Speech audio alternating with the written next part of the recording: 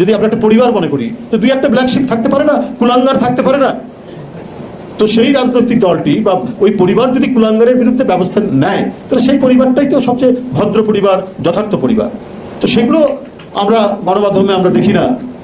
আমরা দেখি যে খুব কায়দা করে নানাভাবে একটা বয়ান তৈরি করে বিএনপির বিরুদ্ধে ব্যবহার করা হচ্ছে। আমি যদি বলি, আমি ছাত্র রাজনীতিতে যে নির্বাচন হচ্ছে কি হচ্ছে না হচ্ছে আপনারা সব দেখছেন, কিন্তু একজন ইউনিভার্সিটির যিনি ভিপি হয়েছেন তাকে কি ম্যাজিস্ট্রেসি পাওয়ার দেওয়া হয়েছে?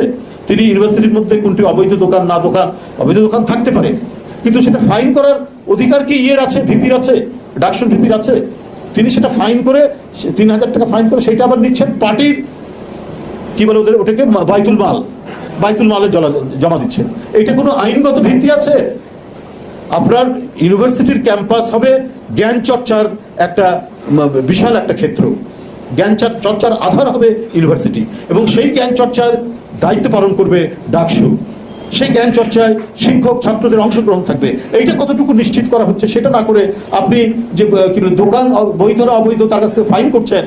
তো এটা তো আমরা সোশ্যাল মিডিয়া বা কোনো জায়গায় দেখলাম, একটু দেখেছি, কিন্তু এটা নিয়ে তো কোনো দেখলাম না, আলোচনা দেখলাম না। আপনি কি করে, এটা কি ডাকসুর ভিপি? আমি তো ডাকসুর ভিপি ছিলাম এটা ইউনিভার্সিটির। আমরা তখনও আমরা কোনো মানে বিশ্ববিদ্যালয়ের ভিতরে কে দোকানদারি করছে, কে মার্কেট করছে, এটা তো ইউনিভার্সিটির অথরিটি আছে, প্রশাসন আছে, তারা করতে পারে। সেখানে ছাত্রনেতা গিয়ে বলতে পারে যে এখানে ক্যাম্পাসের যে একটা শান্তিপূর্ণ সমাহিত পরিবেশ আছে এটা বিঘ্নিত হচ্ছে, স্যার এটা আপনি দেখেন। আপনি গিয়ে ফাইন করে দিচ্ছেন, আর সেই ফাইনের টাকা যাচ্ছে জামাতের বাইতুল মালে।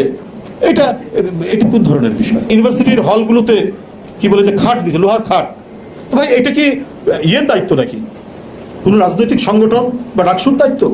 আপনি ছাত্রদের দাবি দেওয়া নিয়ে ভাইস চ্যান্সেলরের সাথে বার্গেনিং করবেন, আন্দোলন করবেন।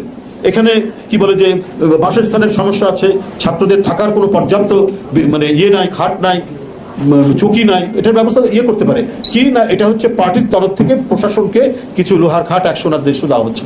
এটা তো একটা অদ্ভুত ব্যাপার। এটা তো এই জিনিসটাই হচ্ছে যে স্টেটের যে একটা আইনগত ভিত্তি আছে, রাষ্ট্র যেভাবে গড়ে ওঠে, এটা তো রাষ্ট্রের বিরুদ্ধে একটা কাজ। যে আপনারা এটা কি এতিমখানা নাকি যে আপনি সেখানে লোহার খাট দেবেন, আপনি সেখানে কি বলে যে খাওয়ার জন্য ডাইনিং টেবিল দেবেন? তো এই জিনিসগুলো কিন্তু খুব বাজে আলামত বলে আমাদের কাছে মনে হচ্ছে। এবং এই যে পরিবর্তিত পরিস্থিতিতে আজকে পার্শ্ববর্তী দেশ থেকে যে ধরনের হুঙ্কার ক্রমাগতভাবে আসছে, বর্তমান যে রাজনৈতিক পরিস্থিতি যেভাবে যাচ্ছে, যেভাবে এগোচ্ছে, এবং যে সমস্ত শক্তির উত্থান ঘটছে, এটাও এক ধরনের আমাদের সার্বভৌমত্ব এবং স্বাধীনতার মানে অটুট রাখা জন্য একটা বড় ধরনের, আমি মনে করি যে একটা ষড়যন্ত্র চক্রান্ত পাকিয়ে তোলার সুযোগ সৃষ্টি হবে।